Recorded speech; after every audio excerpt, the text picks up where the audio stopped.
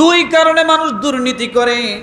এক নম্বরে হলো ওই সময় মানুষ দুর্নীতিগ্রস্ত হয় যে সময়ে মানুষের অন্তরে আল্লাহর ভয় থাকে না, মরণের ভয় থাকে না, কিয়ামতে উঠতে হবে এই ভয় যখন থাকে না, তখনই মানুষ দুর্নীতিগ্রস্ত হয়ে যায়। আরো আসতে বলেন, জবান খোলেন না কে দেখেন তো। এখানে জবান না খুলে বসে থাকার কোনো সুযোগ নাই, অন্তত আমার সামনে। যদি আপনি ঠিক না বলেন, সঠিক জায়গায় যদি আপনি সঠিকটা না বলেন, তাহলে আপনার ভিতরে কোরআনের আয়াত নিয়ে সন্দেহ আছে। আল্লাহ সুবহানাহু ওয়া তাআলা ভালোবেসে মহাব্বত করে আমাদেরকে একত্রিত করেছেন, কোরআন থেকে আলোচনা শোনার জন্য সুযোগ করে দিয়েছেন, সময় করে দিয়েছেন। এই জন্য আগে আসতে পেরেছি, কথা ঠিক কিনা? শুকরিয়া আদায় করি, আলহামদুলিল্লাহ। আরো আওয়াজ দিয়ে বলি আলহামদুলিল্লাহ। আজকে আমাদের আলোচনার বিষয় হলো দুর্নীতি মুক্ত দেশ গড়তে তাকওয়ার প্রয়োজনীয়তা। কি বলেন তো? দুর্নীতি মুক্ত দেশ গড়তে তাকওয়ার প্রয়োজনীয়তা জানা প্রয়োজন। কি বলেন? আমরা যারা মুসলমান, মুসলিম, ইমানদার বলে দাবি করি, নামাজটাই শুধু আমাদের জন্য একক ইবাদত নয়, হজটাই শুধু ইবাদত না, রোজাটাই শুধুমাত্র ইবাদত না। একজন মানুষের জীবনে সমস্ত ন্যায় এবং নৈতিকতা যত কাজ আছে, সমস্ত কাজগুলোই ইবাদত। সমস্ত কাজগুলো ইবাদত। খাবার খাওয়া মুসলমানের ইবাদত,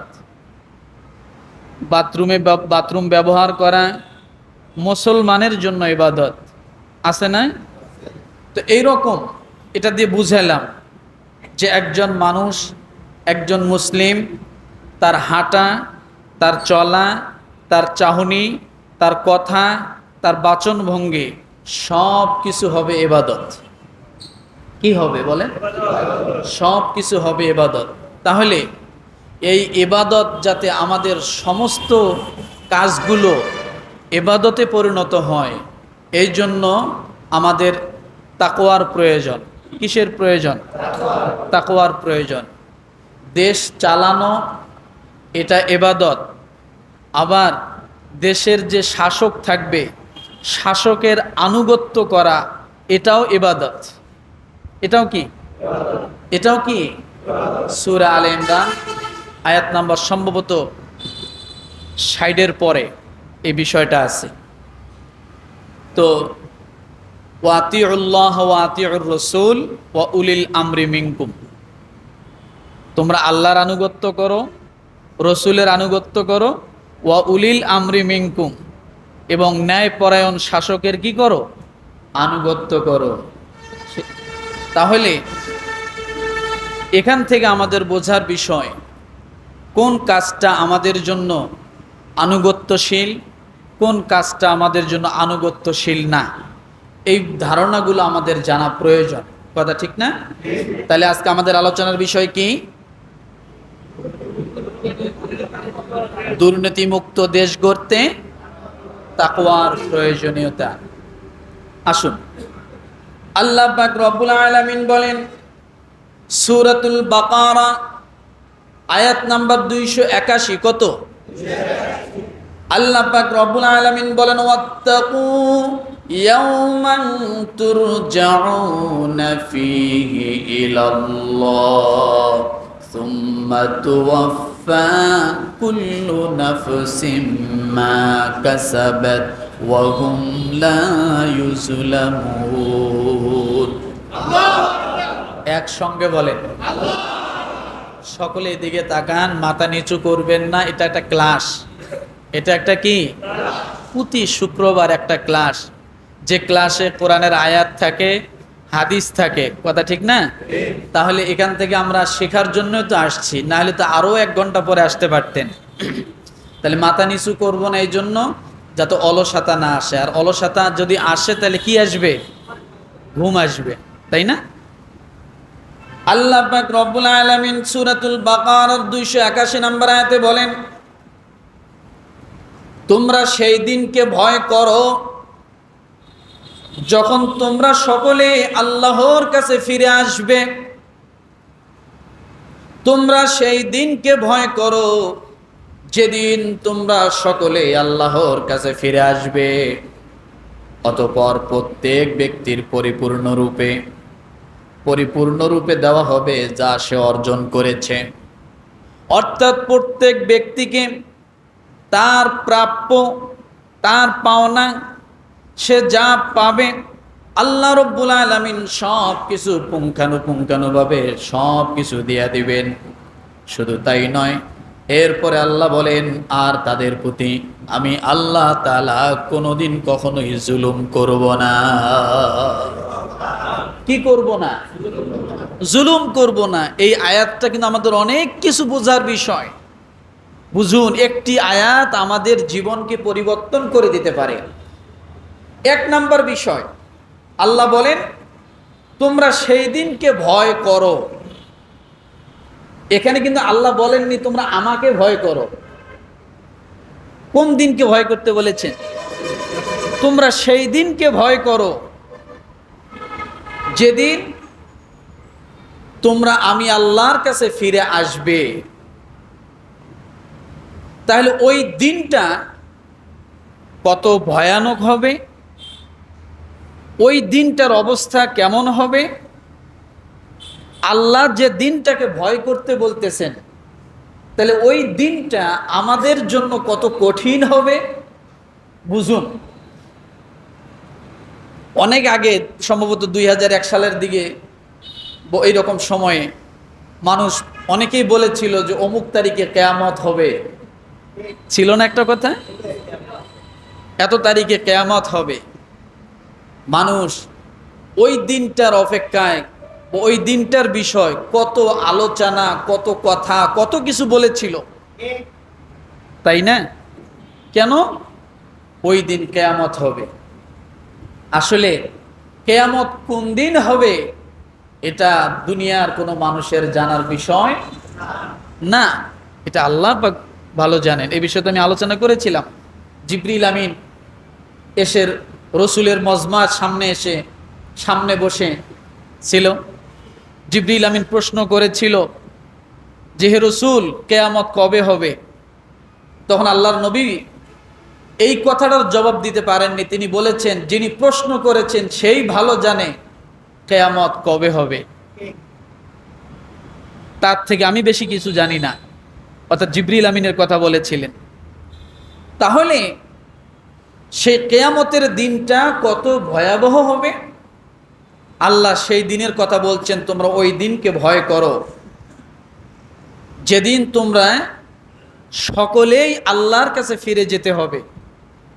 আজকে আমরা যত অন্যায় করি, যত অপরাধ করি, যত কিছু করতেছি, মূল একটি কারণ, আমরা এই দিনটাকে ভুলে গেছি।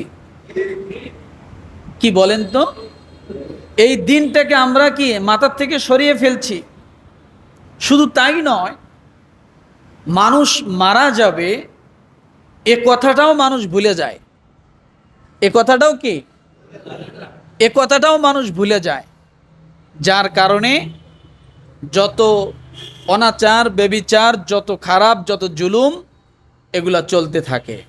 কথা ঠিক না? এই জন্য আল্লাহ তাআলা বললেন, তোমরা ওই দিনটাকে ভয় করো যেদিন তোমরা সকলেই আমার কাছে ফিরে আসবে। তাইলে বোঝা গেল আমরা আল্লাহর কাছে একদিন ফিরে যাব। মনে রাখেন, তাহলে দুইটা কথা, একটা হলো ভয়, আরেকটা কি? আল্লাহর কাছে ফিরে যাওয়া। এরপরে রব্বুল আলামিন বলেন, অতঃপর সুম্মা তুওয়াফা কুল্লু নাফসিম মা কাসাবাত ওয়া হুম লা ইউজলামুন। আল্লাহ বলেন, অতঃপর প্রত্যেক ব্যক্তিকে পরিপূর্ণরূপে দেওয়া হবে যা সে অর্জন করেছে। সব কিছু প্রত্যেক ব্যক্তিকে পরিপূর্ণভাবে দেওয়া হবে। যা সে অর্জন করেছে, এই অর্জনটা কি? কথা ঠিক না? আপনি যাই অর্জন করেন তা আপনাকে সেদিন পরিপূর্ণভাবে ফেরত দেওয়া হবে। আপনি যদি গুনাহ করেন তাহলে গুনার জন্য যে ব্যবস্থাগুলো আছে সেগুলো আল্লাহ ফিরিয়ে দিবেন। আপনি যদি নেক আমল করেন, নেক আমলের জন্য আপনার জন্য যে ব্যবস্থা আছে আল্লাহ সেগুলো আপনাকে দিবেন। আপনি দুনিয়াতে যা করেছেন আল্লাহ এর প্রাপ্য কিয়ামতের ময়দানে কি পরিপূর্ণভাবে দিবেন। এক কিঞ্চিত পরিমাণ এদিক সেদিক হবে না। আমার ভাইরা, রব্বুল আলামিন বলেন তাদের প্রতি কোনো জুলুম করা হবে না। লা ইউকাল্লিফুল্লাহু নাফসান ইল্লা বুসআহা লাহা মা কাসাবাত ওয়া আলাইহা মাকতাসাবাত। রব্বুল আলামিন বলেন কারো প্রতি সেদিন কোনো বাড়াবাড়ি করা হবে না। আল্লাহ তাআলা কাউকে জুলুম করেন না, সাধ্যের বাইরে কাউকে দেন না।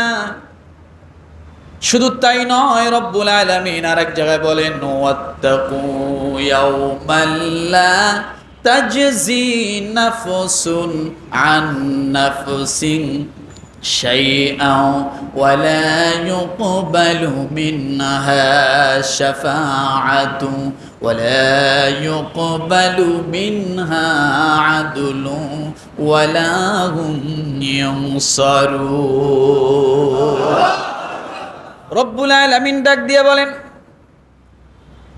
ওই কিয়ামতের ময়দানে আমি আল্লাহর অনুমতি ব্যতীত কেউ কারোর জন্য সুপারিশ করতে পারবে না, কারোর জন্য সাহায্যকারী থাকবে না। কিয়ামতের ময়দানটা কেমন হবে, মানুষের অবস্থা কেমন হবে?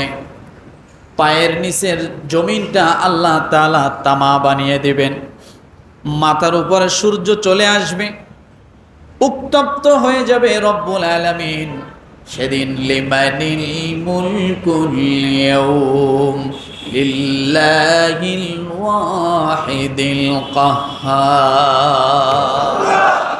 আল্লাহ বলবেন আজকে রাজত্বের মালিক কে?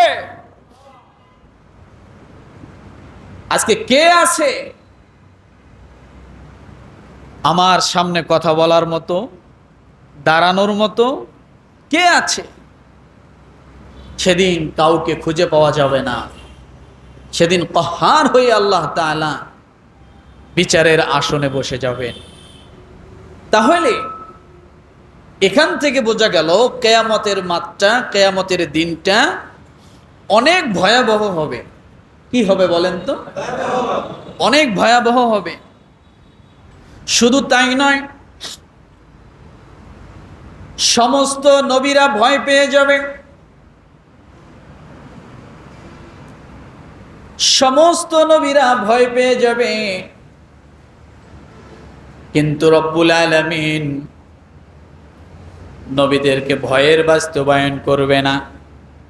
কিয়ামতের ময়দানটা এত ভয়াবহ হবে, মানুষ নবীদের কাছে যাবে, যা বলবে আজকে আপনারা সুপারিশ করুন, আমাদের এই কষ্ট লাঘব যেন হয়ে যায়, শাস্তি থেকে যেন আমরা পরিত্রাণ পাই। সেদিন মূসা, ঈসা, ইব্রাহিম আলাইহিস সালাম সহ বড় বড় নবীরা বলবে আজকে আমরা কেউ আল্লাহর সামনে দাঁড়াতে পারবো না।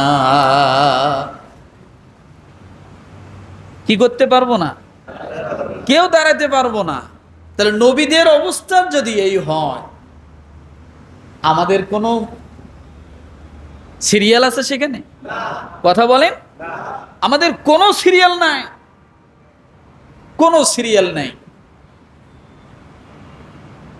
আমাদের অবস্থা কি হবে যদি আল্লাহ আমাদের প্রতি দয়া না করেন, নেক নজর করে আমাদের দিকে যদি আল্লাহ তাআলা না তাকান?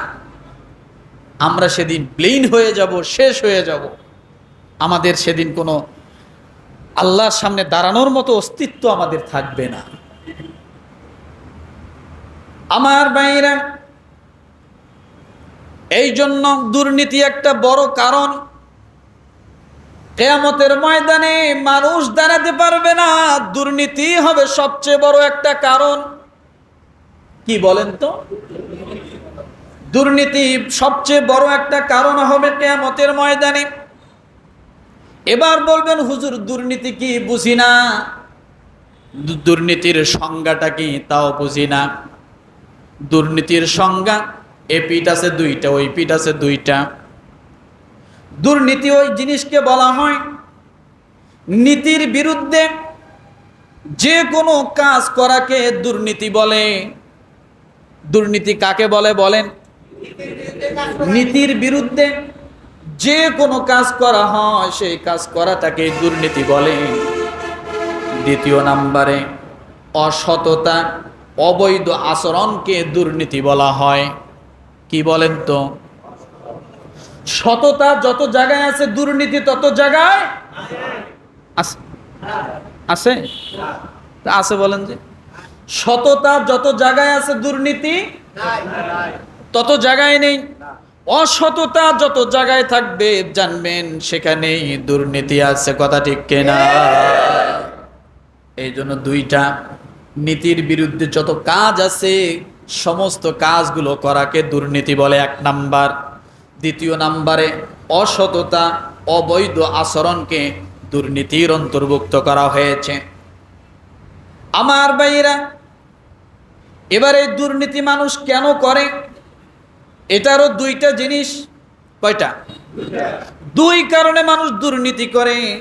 এক নাম্বারে হলো ওই সময় মানুষ দুর্নীতিগ্রস্ত হয় যে সময়ে মানুষের অন্তরে আল্লাহর ভয় থাকে না, মরণের ভয় থাকে না, কিয়ামতে উঠতে হবে এই ভয় যখন থাকে না, তখনই মানুষ দুর্নীতিগ্রস্ত হয়ে যায়।